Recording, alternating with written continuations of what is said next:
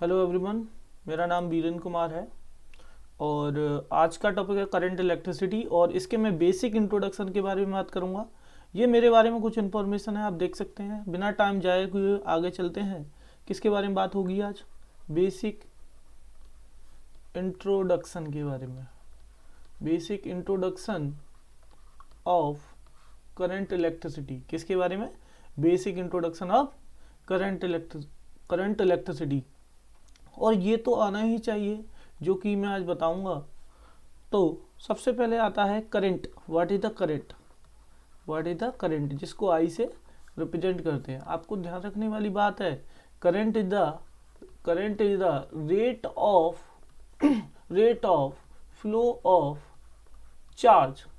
Rate of flow of charge किसकी rate है? Flow of charge की। तो इसको रिप्रेजेंट करते हैं I equal to D Q upon D T. अब ध्यान रखना कि रेट क्या होती है। ज़्यादातर केस में rate with respect to time होती है। अगर विथ रेस्पेक्ट टू टाइम कोई चीज विथ रेस्पेक्ट टू टाइम कोई भी वैल्यू चेंज हो रही है तो मैं उसको जैसे d x upon D t, d b upon D t, d a upon D t, ये क्या है? Rate of change of velocity, rate of change of acceleration, rate of change of displacement, that is called velocity. ठीक उसी प्रकार kinematics की तरह I equal to D Q upon D t. D q is the small charge where d q is the small charge, d q is the small charge which pass through any circuit in dt time. यदि dt time में किसी भी circuit से अगर dq charge पास होता है, इसका मतलब क्या? उसमें करंट कितना है? dq upon dt। अब इससे कुछ रिलेटेड टर्मिनोलॉजी है जो बेसिक आप देखिए, सीधे सिंपल है कि ये काइनेमेटिक्स से रिलेटेड है। काइनेमेटिक्स नहीं है बट कुछ कुछ ऐसा है, इंटीग्रेशन, डिफरेंशियल। तो आपको ज़्यादा परेशान नहीं होना है। कुछ बेसिक आपको फॉर्मूले बताता हूँ। आई एवरेज, आपको एवरेज करंट पूछ ले तो आपको करना delta Q upon delta t, delta Q upon delta T. Where delta q क्या है? Change in charge, change in charge, change in charge in delta t time, in delta t time. तो आपको अगर आई एवरेज पूछे तो आप बता सकते हैं। अब आगे आते हैं कि आपको, आपने देखो सिंघम मूवी देखी, उसमें जयकांत सेकरी क्या कहता है? मुझे फैसला चाहिए अभी के यही, अभी के अभी यही फैसला कर देंगे। ठीक उसी प्रकार अगर आपसे पूछे कोई कि भाई साहब मुझे तो एवरेज करंट हुआ ना, आप मुझे इंस्टेंटेनियस बताओ, अभी के अभी क्या हुआ? आई instantaneous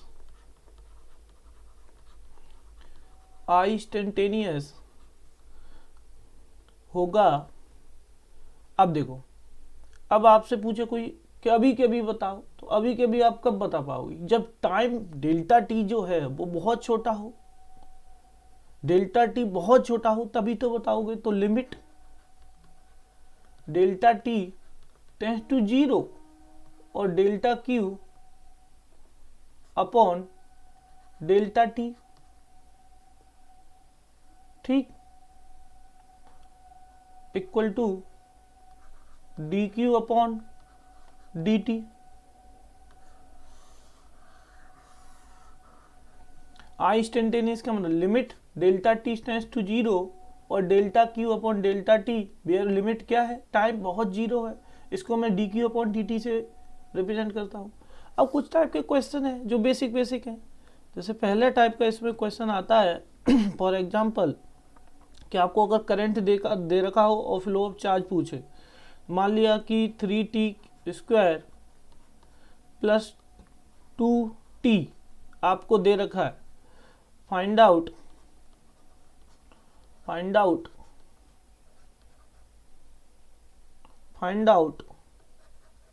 flow of flow of charge in circuit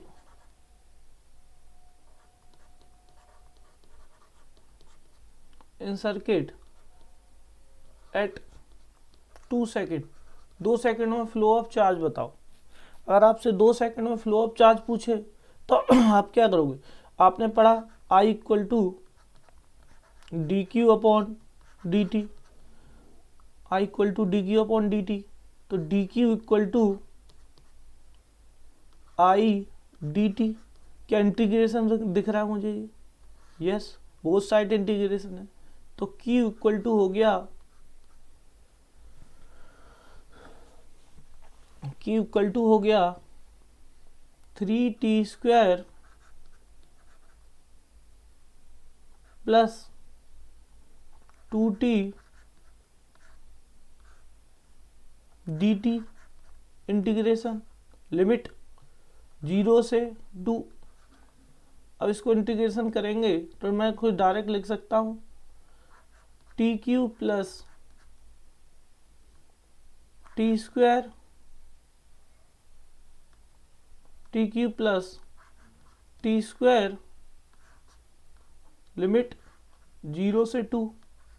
simple है, upper limit minus lower limit करेंगे तो सीधा आंसर आ जाएगा। ये बेसिक है, ठीक है, ये लेक्चर बेसिक है। आप ये ना सोचे कि सर क्या पढ़ा रहे हैं, इसका ये मतलब नहीं है, ये बेसिक लेक्चर है। नेक्स्ट टाइप का इसमें क्वेश्चन आता है, फॉर एग्जांपल मैं आपसे बोलूं कि आपको Q दे रखा है, Q इक्वल टू 2t दे रखा है आपको प्लस टी स्क्वायर। आपको पूछे करंट I बताओ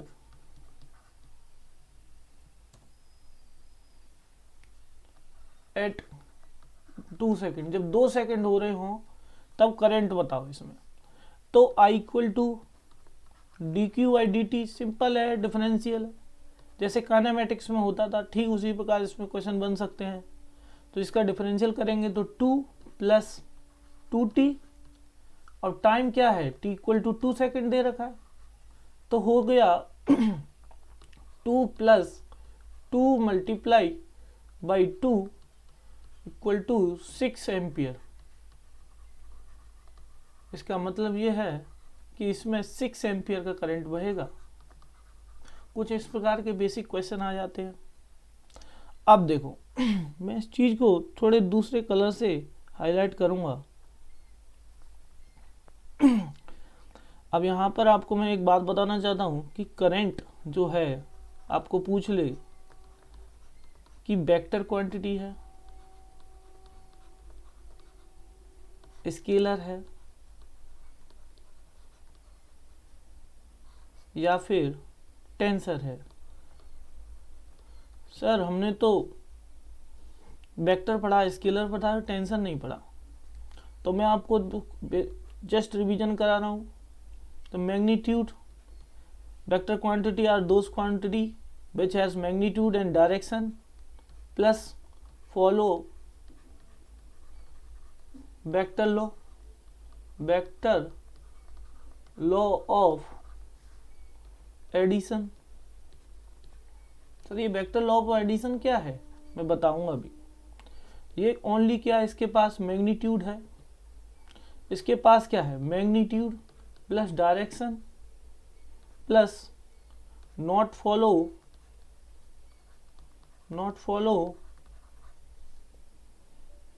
vector law of addition. Sir ये वेक्टर लॉ ऑफ एडिशन क्या है? अब ये देखो मैं अभी इसको जस्ट बताता हूँ, इससे पहले आपको बताऊँ इसकी यूनिट क्या होगी, delta Q upon delta T. इसका मतलब कूलम पर सेकंड, इसी को क्या बोलते हैं, एम्पियर। कूलम पर सेकंड को क्या बोलते हैं, एम्पियर। ठीक अब आपको वेक्टर लॉ ऑफ एडिशन बताता हूँ। क्या आप एक चीज देखें, मान लिया कि 7 एम्पियर ये 90 पर दो वायर लगे हुए हैं, 90 डिग्री एंगल है, ये कितना है, कितना है 90 डिग्री। ये 4 एम्पियर का करंट है, इधर 3 एम्पियर का है, तो इधर कितना जाएगा 7 एम्पियर का।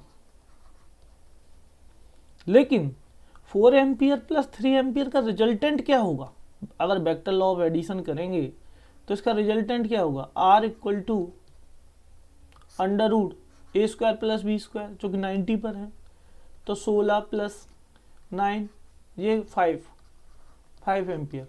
अगर वेक्टर लॉ को फॉलो करता तो ये 5 एम्पियर होता, लेकिन यहाँ पर कितना है 7 एम्पियर। इसका मतलब ये है कि ये वेक्टर लॉ ऑफ एडिशन को फॉलो नहीं करता, इसलिए टेंसर क्वांटिटी है। क्या है, टेंसर क्वांटिटी है। वेक्टर लॉ ऑफ एडिशन के अगर ये 5 एम्पियर होता ना, लेकिन यहाँ पर है कितना 7 एम्पियर, यहाँ पर है कितना भी ये 7 एम्पियर है, लेकिन इतना कितना होना चाहिए 5 एम्पियर। इसका मतलब ये वेक्टर लॉ ऑफ एडिशन को फॉलो करता है कि नहीं। क्या इसके पास मैग्नीट्यूड है, यस। क्या इसके पास डायरेक्शन है, यस। क्या ये वेक्टर लॉ ऑफ एडिशन को फॉलो करता है, नहीं। इसका मतलब टेंसर क्वांटिटी है। अब ध्यान रखने वाली बात यह है कि अगर ऑप्शन में टेंसर क्वांटिटी दे रखा हो तो आपको क्या लगाना है, टेंसर क्वांटिटी लगाना है। अगर ऑप्शन में नहीं दे रखा हो तो आपको क्या लगाना है, तो आपको लगाना है स्केलर क्वांटिटी। क्या लगाना है, स्केलर क्वांटिटी। क्या लगाना है, स्केलर क्वांटिटी। अब इसी में आगे चलते हैं। एक आता है करंट डेंसिटी। देखो डेंसिटी क्या है, इसको जे से रिप्रेजेंट करते हैं। पहले बता रहा हूं वेक्टर क्वांटिटी है, यूनिट में आपको आगे बता दूंगा।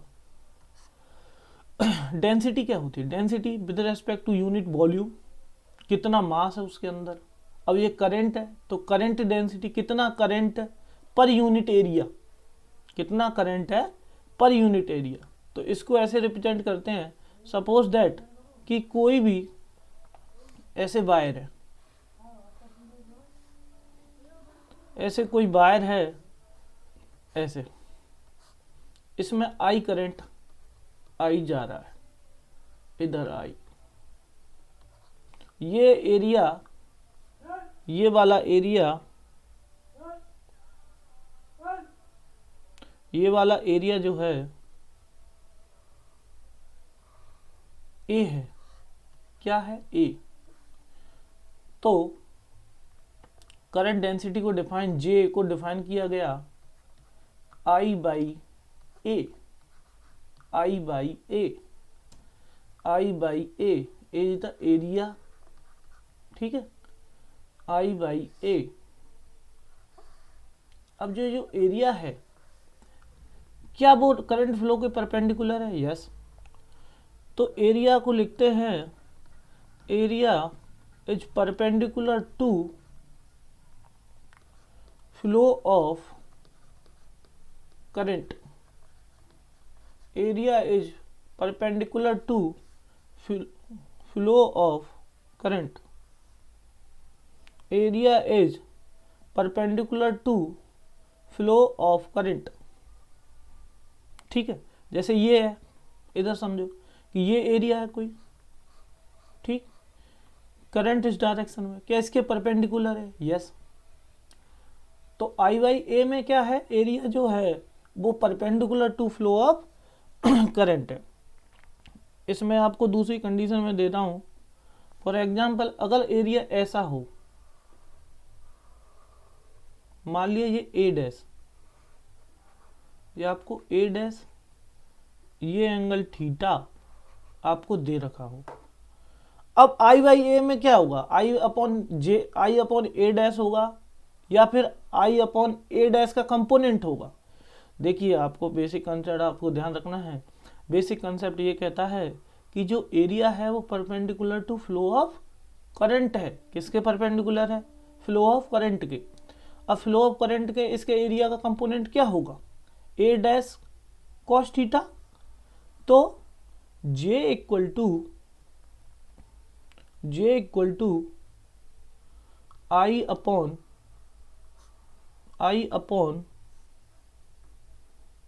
ए dash cos theta, A dash cos theta, I upon A dash cos theta. अब यहां पर आप देखो तो J vector equal to I upon A dash cos theta, तो आई इक्वल टू आई बराबर या equal J A dash cos theta. क्या ये डॉट प्रोडक्ट है? क्या ये वेक्टर क्वांटिटी है? यस। क्या ये एरिया वेक्टर क्वांटिटी है? यस। क्या ये डॉट प्रोडक्ट को शो करता है? तो I equal to J vector dot A vector. अब जे करंट डेंसिटी की जो यूनिट होगी, जे वेक्टर की यूनिट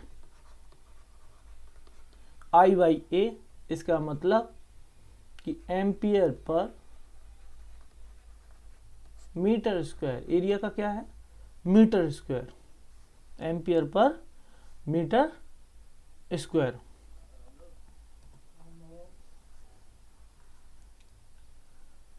आगे चलते हैं। रजिस्टेंस, रजिस्टर बोलते हैं, रजिस्टर जिसको आर से रिप्रेजेंट करते हैं। रिप्रेजेंट करने का बेसिक लेक्चर है, इसलिए आप परेशान ना हो कि ये क्या पढ़ा है। तो ये देखो रजिस्टर को ऐसे रिप्रेजेंट करते हैं आर, ठीक है। ये क्या होता है? पंखा, ये क्या टेढ़ा मेरा वायर होता है? नहीं। ये पंखा, कूलर, कुछ भी हो सकता है जो लोड ले रहा है उसको मैं रजिस्टर बोलूँगा। मान लिया सीरीज में ऐसे दो रजिस्टर लगे हैं, यही बता दे रहा हूँ। ये R1 है, ये R2 है, तो रिजल्टेंट को लिखेंगे R equal to R1 plus R2। ये क्या है? सीरीज है। किस में है? सीरीज में। बेटा किस में है? ये सीरीज में। फॉर एग्जाम्पल अगर ये पैरेलल में लगे हों, पैरेलल में लगे हों, ये R1 हो, ये R2 है, तो 1 upon R equal to 1 upon R1 plus 1 upon R2। ये क्या है? पैरेलल में है। ये क्या है? पैरेलल में है।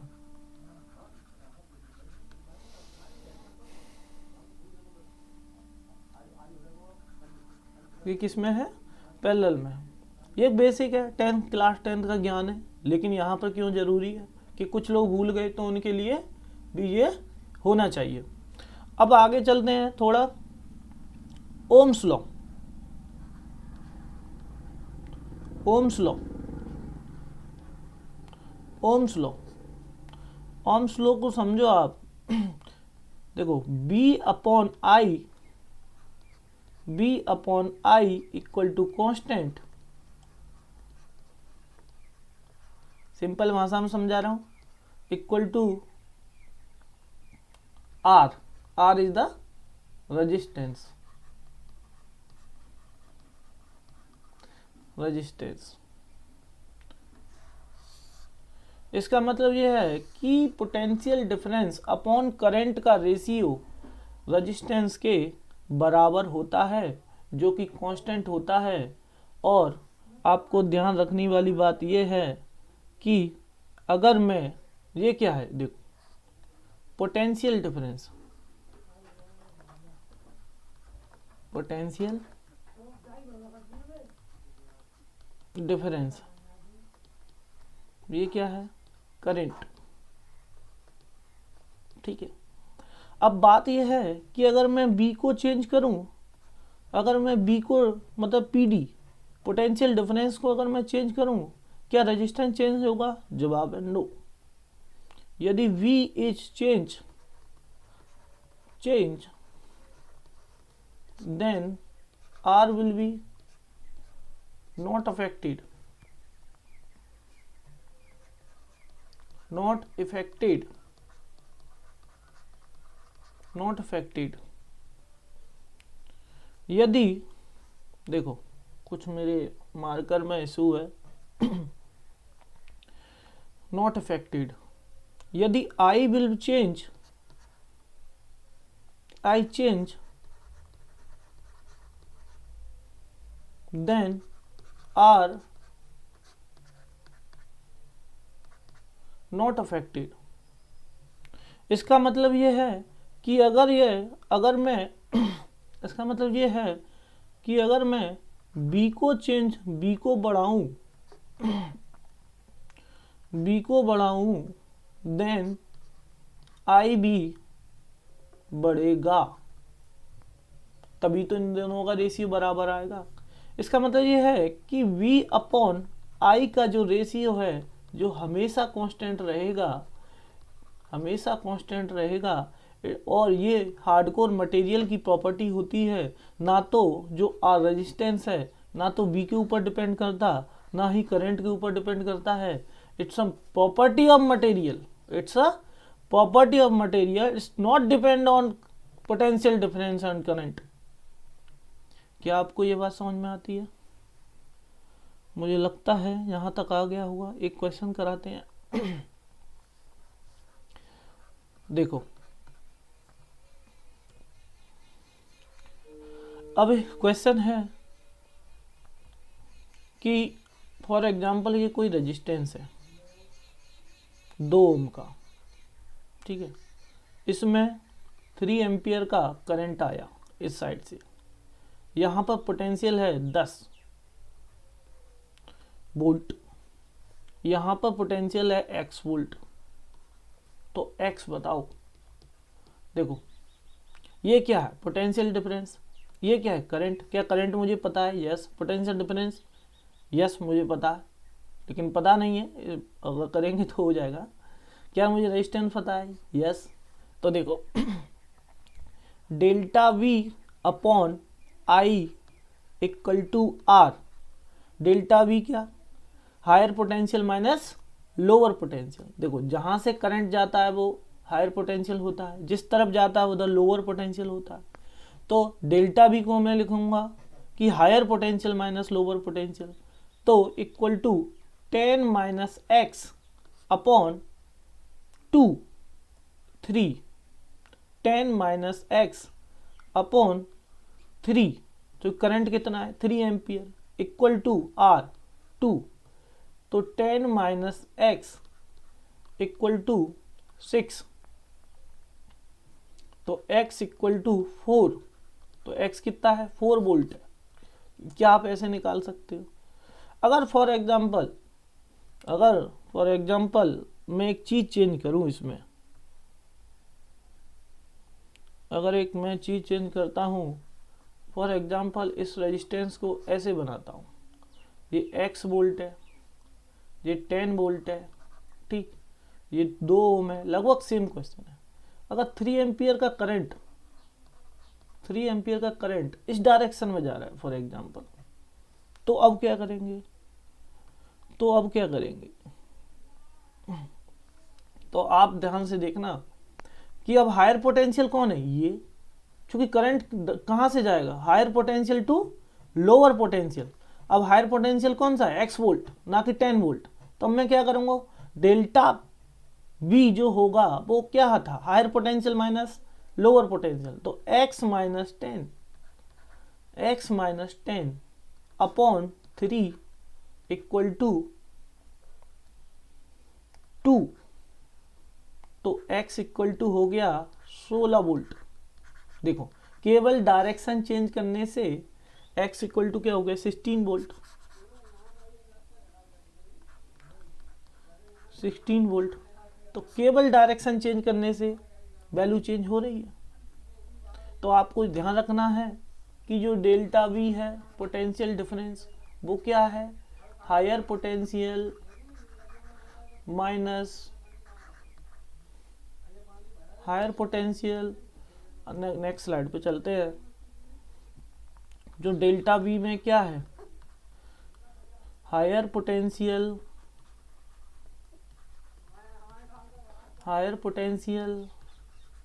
Minus lower potential. एक और चीज आपको ध्यान रखनी है, करंट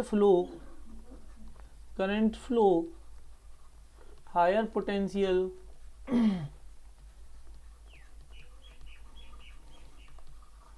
टू लोअर पोटेंशियल। अब देखो ये ऐसा क्यों करता, मैं ये भी बता दे रहा हूं कि फॉर एग्जांपल कोई वायर है, ये मान लिया 10 वोल्ट, ये है 2 वोल्ट, ठीक। अब इलेक्ट्रिक फील्ड ऐसे होगा, इलेक्ट्रिक फील्ड की डायरेक्शन ऐसे होगी, इलेक्ट्रिक फील्ड की डायरेक्शन ये होगी। जब इलेक्ट्रिक फील्ड डायरेक्शन ये होगी तो जो प्लस चार्ज है, प्लस क्यू, उस पर फोर्स कैसे लगेगा, इस डायरेक्शन में एफ,